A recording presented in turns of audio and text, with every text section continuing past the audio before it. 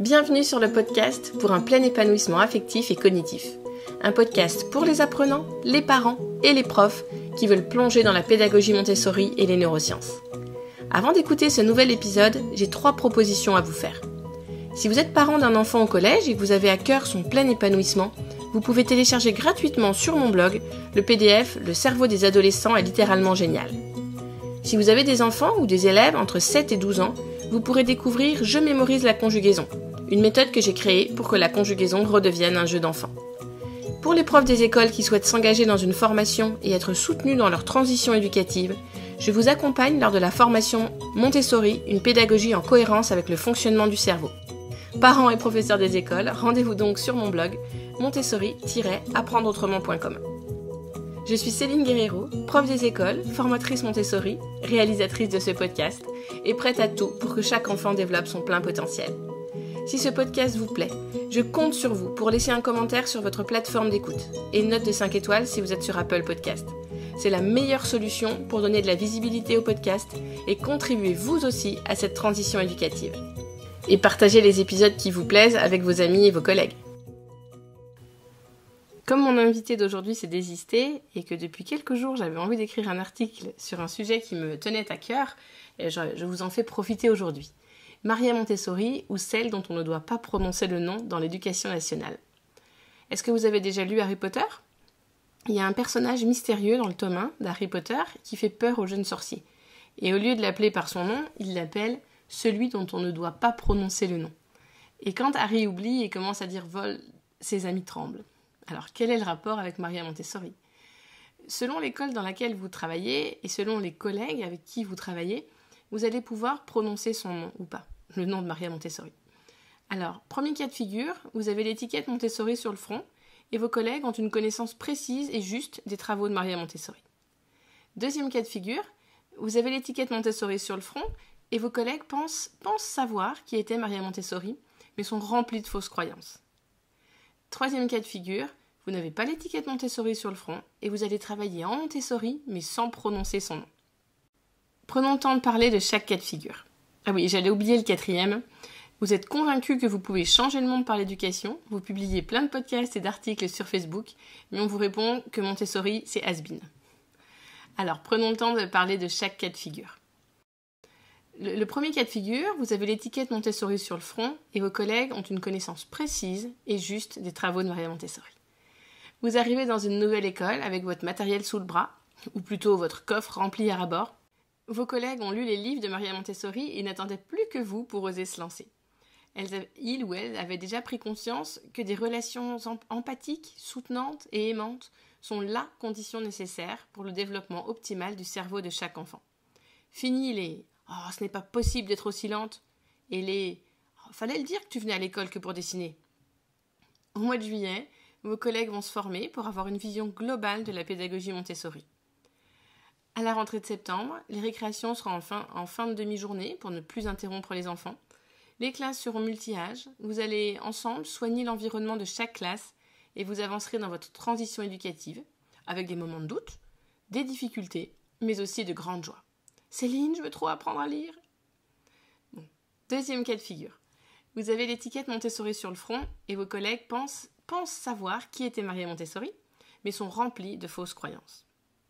Donc vous arrivez dans une nouvelle école, débordante d'énergie. Vous prenez sur vous pour vous freiner, car vous savez que votre enthousiasme débordant peut faire peur. Alors vous invitez votre collègue début juillet à aller échanger avec d'autres collègues déjà lancés pour qu'elles se rendent compte que c'est possible et qu'elles prennent conscience de tous les bénéfices pour les enfants et pour les adultes. Et comme vous partagez la classe avec votre collègue, vous marchez sur des œufs pour apporter des changements, mais les incompréhensions s'accumulent. Vous arrivez un matin et la frise numérique est recouverte par un personnage coloré décoré par les enfants. Alors on peut toujours compter jusqu'à 56, mais pas entre 56 et 70. Le scotch au sol pour l'ellipse a été enlevé. On vous reproche de consoler 2 enfants qui pleurent. Et chaque semaine, vous allez travailler en laissant à la maison votre cœur, vos convictions, pour rentrer dans le moule et qu'on vous laisse tranquille. Et quand vous dites à la fin de l'année que cette année vous laisse un goût amer, mais qu'au moins vous êtes fiers de votre travail avec les enfants, malgré les contraintes imposées, On vous reproche d'avoir favorisé les enfants qui travaillaient bien et d'avoir délaissé les autres. Alors, que faire pour ne pas vivre dans l'incompréhension et profiter de votre liberté pédagogique ? Si vous êtes formé et que vous souhaitez avancer dans votre transition éducative, votre liberté pédagogique vous autorise à mettre en place les piliers de la pédagogie Montessori dans votre classe. Donc la première chose que je voudrais dire déjà, c'est que les programmes sont un minimum à atteindre. On ne peut pas vous reprocher d'avoir des enfants lecteurs en grande section ou en moyenne section. Bon, dans la réalité, on peut vous le reprocher. Mais je vous donnerai ensuite un conseil pour éviter cela. Déjà, la première chose à savoir, c'est que vous êtes dans votre droit. Vous avez cette liberté pédagogique. Et il y a des inspecteurs qui commencent à en prendre conscience et qui soutiennent les enseignants qui travaillent en Montessori. Alors peut-être que le vôtre ou la vôtre n'est pas dans ce cas de figure, mais en tout cas, il faut savoir qu'il y a des inspecteurs qui soutiennent ce travail. Et les choix que vous allez prendre dans votre classe auront des conséquences sur l'école tout entière, même si vous ne partagez pas votre classe. Donc vous aurez par exemple envie de sortir en récréation en fin de matinée, en fin d'après-midi. Ou vos collègues vont croiser un élève qui va se déplacer seul pour aller aux toilettes. Et votre classe, évidemment, ne ressemblera plus à une classe traditionnelle au niveau de l'aménagement. Donc tous ces choix auront des conséquences sur l'école. Juger fait partie de notre quotidien. Et quand on ne connaît pas quelque chose, le premier réflexe, c'est souvent de le rejeter. Vos collègues se diront sûrement « Oh là là, ça fait 20 ans que je travaille avec mes méthodes, pourquoi je changerais aujourd'hui ?» Bon, là, j'aurais envie de leur répondre « Car les avancées en neurosciences confirment le génie du docteur Montessori. » Mais c'est peut-être pas le bon moment pour le dire. Donc, pour éviter toutes ces incompréhensions et d'éventuelles difficultés dans la communication qui pourraient s'accumuler en cours d'année, je vous inviterai plutôt à prévoir une réunion en début d'année ou fin d'année scolaire précédente avec vos collègues et votre directeur ou directrice pour répondre à leurs questions, pour les rassurer, pour les informer. Préparez vos réponses à l'avance pour qu'elles soient claires, succinctes et percutantes. Montrez-leur votre enthousiasme et montrez-leur que vous croyez en chaque enfant. Alors, elles vous suivront ou pas, mais le premier objectif, c'est qu'on respecte vos choix. Et si vous avez ce respect, si ce besoin-là déjà est nourri, il y a de fortes chances pour que vous vous sentiez bien. Donc le gros conseil que j'aurais envie de vous donner, c'est évidemment au niveau de la communication, de prendre le temps de communiquer avec vos collègues avant que l'année commence. Et prenez du temps pour communiquer avec votre aide maternelle, si vous êtes en maternelle, parce que si elle ne comprend pas vos choix, vos relations risquent d'être compliquées et cela aura forcément un impact sur la classe. Donc son changement de posture, son rôle dans la classe sera vraiment différent. Et ça, pour moi, ça s'anticipe, ça se prépare. Et ça demande aussi de faire le point au fur et à mesure. Troisième cas de figure. Vous n'avez pas l'étiquette Montessori sur le front et vous allez travailler en Montessori, mais sans prononcer son nom.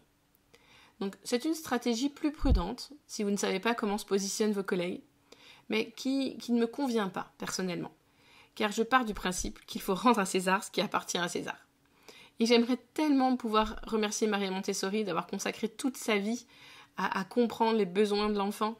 Je ressens tellement de gratitude que j'aimerais pouvoir la remercier de vive voix.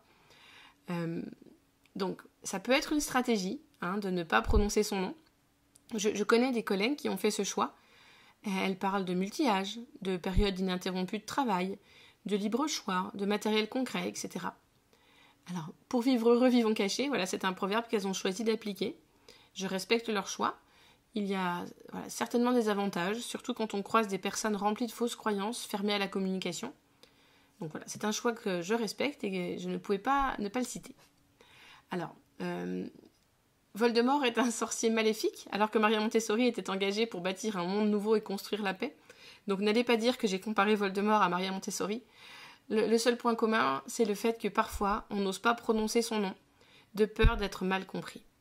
Mais on devrait être fier de prononcer son nom. Ah oui, j'allais oublier de citer le quatrième cas de figure. Donc vous êtes convaincu que vous pouvez changer le monde par l'éducation, vous publiez plein de podcasts et d'articles sur Facebook, mais on vous répond que Montessori, c'est has-been. Alors, j'aurais envie de vous dire d'arrêter de perdre du temps sur Facebook pour éviter d'avoir à lire ce genre de commentaires, mais comme c'est un outil efficace quand même pour semer des petites graines, ignorez juste ces commentaires. Voilà, ne perdons pas de temps avec ces gens-là, ils n'en valent pas la peine. Travaillons de concert avec nos collègues, avec qui on partage notre travail au quotidien. Et petite info avant de se quitter, la session de formation du mois de juillet est complète, mais il reste quelques places au mois d'août, du 16 au 20. Donc si vous souhaitez vous former pour gagner en confiance et en compétences, et oser expliquer à vos collègues vos choix et répondre à leurs inquiétudes, je serai ravie de vous accompagner. Donc vous pouvez me contacter par mail ou par téléphone, j'échange toujours de vive voix avec chacun d'entre vous. Si ce podcast vous a plu, je vous rappelle que je compte sur vous pour laisser un commentaire sur votre plateforme d'écoute et une note de 5 étoiles si vous êtes sur Apple Podcast. C'est la meilleure solution pour donner de la visibilité au podcast et contribuer vous aussi à cette révolution éducative. Et n'hésitez pas à partager les épisodes qui vous plaisent. À la semaine prochaine!